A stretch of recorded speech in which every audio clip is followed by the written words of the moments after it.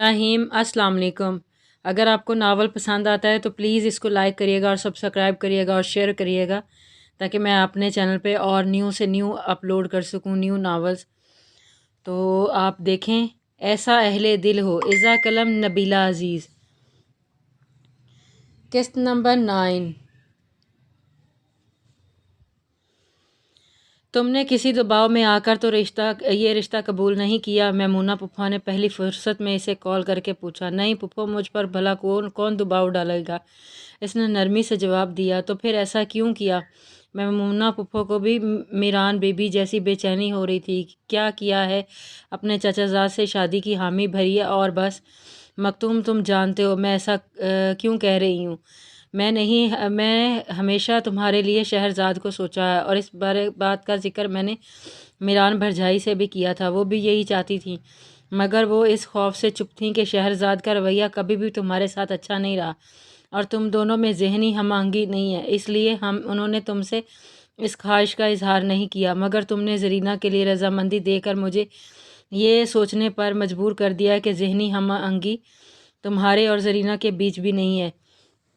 जब करीब से एक दूसरे को जानोगे तो सब कुछ हो जाएगा, और अगर ज़रीना से हम आहंगी हो सकती है तो शहरज़ाद से क्यों नहीं? वो भी तो। प्लीज़ पुप्पो, मैं और शहरज़ाद नदी के दो किनारे हैं जो कभी नहीं मिल सकते। मेरे लिए ज़रीना ही बेहतर है। कम से कम इसने कभी मेरे सामने मेरी माँ पर उंगली तो नहीं उठाई ना। इसने इंतहाई दो टोक लहजे में कहकर मैमूना पुप्पो को खामोश करवा दिया था, लेकिन वो इतनी जल्दी और इतनी आसानी से चुप होने वाली नहीं थी। देखो मखतूम, मैं सिर्फ इतना सोचती हूँ कि कलाम शाह और ख़याम शाह ज़िंदगी के किस मकाम पर तो जुड़ जाएं, एक साथ मिल बैठें, एक दूसरे के हो जाएं। ये क्या हुआ कि हमेशा इन भाइयों को ही एक दूसरे से इख्तलाफ हुआ है, कभी अपनी ज़िंदगी में, कभी अपनी औलादों की ज़िंदगी में। मोमिना पुप्पो का लहजा बेहद खफगी लिए हुआ था। मखतूम ने एक गहरा सांस खींची। पुप्पो, आप जानती हैं हमारा कसूर कहीं भी नहीं होता।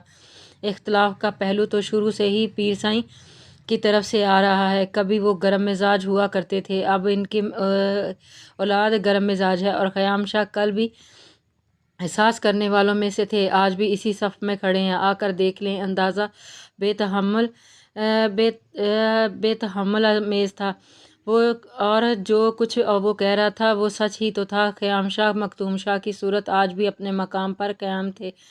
जो कुछ हमेशा होता आया कलाम शाह की तरफ से होता, चाहे वो खुद होते चाहे शहरज़ाद। लेकिन मखतूम, तुम, आई एम सॉरी पुप्पो, जो कुछ आप सोच रही हैं ऐसा नहीं हो सकता। शहरज़ाद को अरगमान की दुल्हन बनना है और वो इसी की दुल्हन बनेगी। इसलिए इसने आखिरी दफ़ा बात वाज़े करके फ़ोन बंद कर दिया था और फिर सोफ़े पर ढह सा गया था। वो किराए के फ्लैट से अपने बंगले में शिफ्ट हो चुका था। पहले अपना बेडरूम और ड्राइंग रूम सेट कराया था, फिर किचन वगैरह सेट किए थे। और वैसे भी आजकल इसे थकन इतनी ज़्यादा हो जाती थी कि बाकी घर को सेट करवाने का मौका ही नहीं मिल रहा था। मुबारक हो मखतूम शाह, चचा बन गए हो। तो कीर शाह ने सरशारी से ला पहुंचाई थी। खैर मुबारक, आपको भी मुबारक हो, आप पापा बन गए हैं। मखतूम ने ज़रा सा मुस्कुरा कर मोबाइल एक हाथ से दूसरे हाथ में मुंतकिल किया।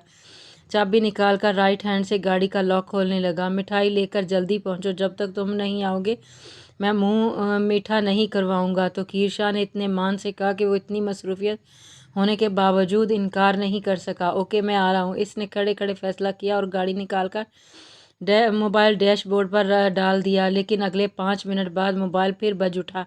शहरज़ाद को भी लेते आना, इस वक्त किसी और को लेने भेजें तो रात हो जाएगी। उन्होंने वो बोझ इसके कंधे पर डाला जिससे वो हमेशा जान छुड़ाता और खार खाता था। इसने अब की बार मोबाइल डैशबोर्ड पर बुरी तरह से पटका था। वो शहरज़ाद का कभी सामना नहीं करना चाहता था, लेकिन ये लोग हर बात इसे जलील होने के लिए भेज देते थे। अरे शाह साहब, इतने दिनों बाद तशरीफ़ लाए हैं, खैरियत तो थी ना? वार्डन इसे देखकर खुश हुई थी। जी खैरियत ही, आप शहरज़ाद को इत्तला कर दें।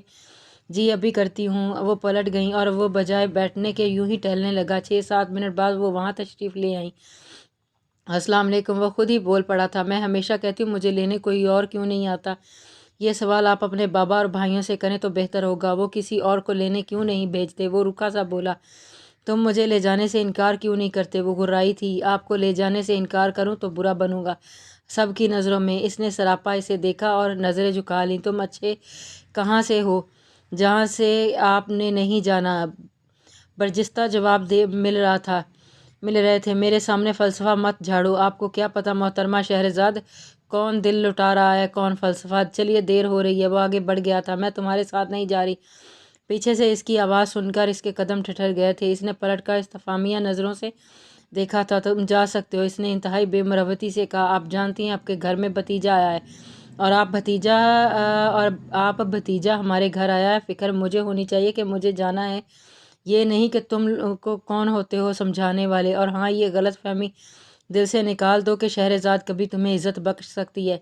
ہو نہ ہو وہ تلملا کر کہتی، اپنی نفرت اس سمت اچھال کر چلتی بنی تھی اور مکتوم شاہ انجانے کتنے ہی لمحے وہاں سے ہل ہی نہ سکا تھا۔ وہ تو بس شہرزاد کی نفرت کے جواز ڈھونڈتا رہ جاتا تھا۔ مکتوم شہرزاد کہاں ہے؟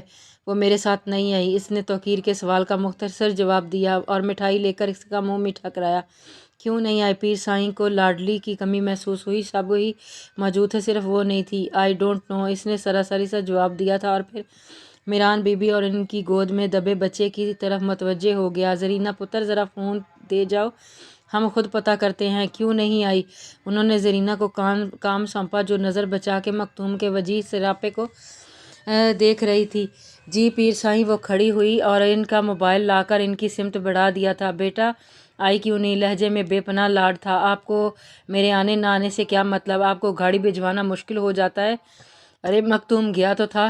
ہو نہ ہو آپ کا مکتوم پھر حال میں صبح صبح تیار ہو جاؤں گی، ڈرائیور بھیج دیجیے گا۔ وہ کافی غصے میں تھی، موڈ آف تھا اور پھر اگلی صبح ڈرائیور اسے لینے گیا۔ ہاسٹل سے لے کر بھی آیا تھا لیکن اسے حویلی لے کر نہیں آ سکا اور حویلی میں بھوچال آ گیا۔ ڈرائیور ماتھے پر بنے اتنے بڑے گھومڑ اور زخم کے ساتھ تھر تھر کانپ رہا تھا، جبکہ توقیر شاہ اور پیر سائیں ساکت کھڑے تھے۔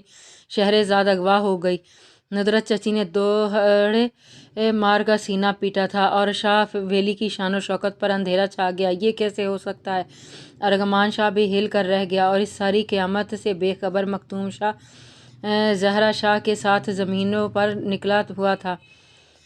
جب صبح نے انہیں ایمرجنسی میں کال کر کے واپس حویلی بلایا تھا، جہاں ڈرائیور جو صدیوں سے ان کا وفادار چلا رہا تھا، اس کی پوری نسل اس حویلی کی خدمت میں گزر گئی تھی، بے تحاشا روتے اور گڑ گڑاتے ہوئے صفائیاں دے رہا تھا۔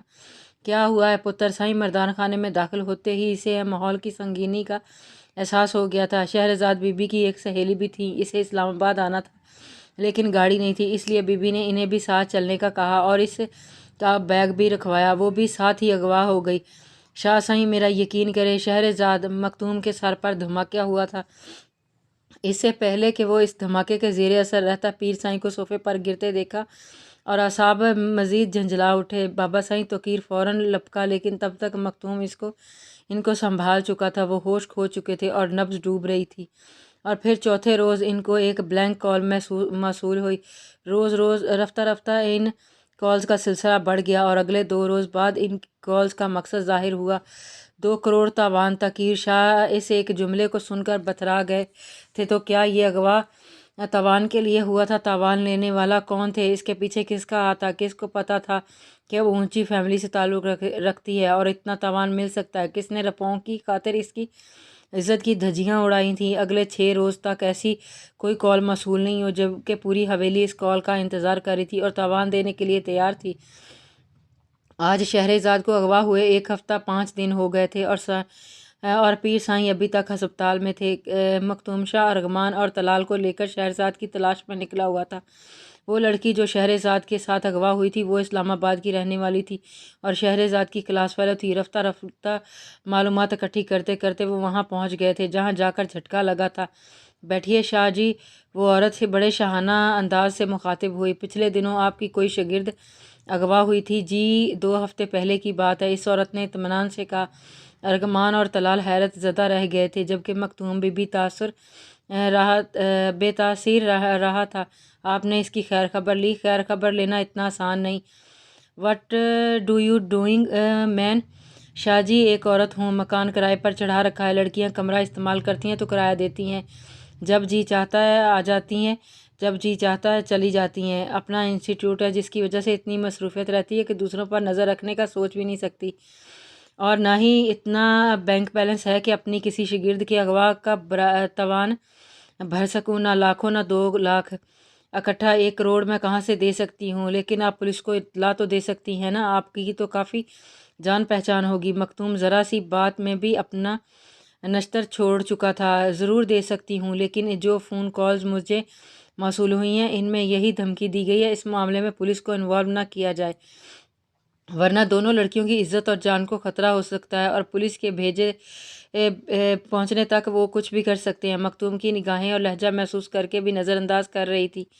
गोया आप इस लड़की को इस मुसीबत में तनहा छोड़ चुकी हैं और कर भी क्या सकती हूँ। सुबह दुआओं के लहजा मसनूई अफसरदगी का खमियाजा था, लेकिन हमें आपकी कुछ मदद चाहिए। जी कहिए। वो औरत मुतवज्जे हुई। अब की बार आपको कॉल मौसूल हो तो आप कह दीजिएगा कि हम तावान देने के लिए तैयार हैं। जगह बता दें, रकम पहुंच जाएगी, हम दोनों लड़कियों को छुड़वा लेंगे, चाहे 3 करोड़ देना पड़े। मखतूम मतलब की बात पर आ गया था। फिर और भी काफ़ी कुछ तय किया और वहाँ से मुतमईन होकर बाहर आया। ये औरत हमारी क्या मदद कर सकती है? ये चंद हज़ार के लिए किसी की भी हो सकती है। अर्गमान को गाड़ी में बैठते ही बोलने का ख्याल आया था। हमारा पॉइंट की बात तो तुमने खुद कह दी। चंद हज़ार के लिए जो औरत कुछ भी कर सकती है, 1,00,000 2 लाख के लिए किसी के अगवा में शरीक भी हो सकती है।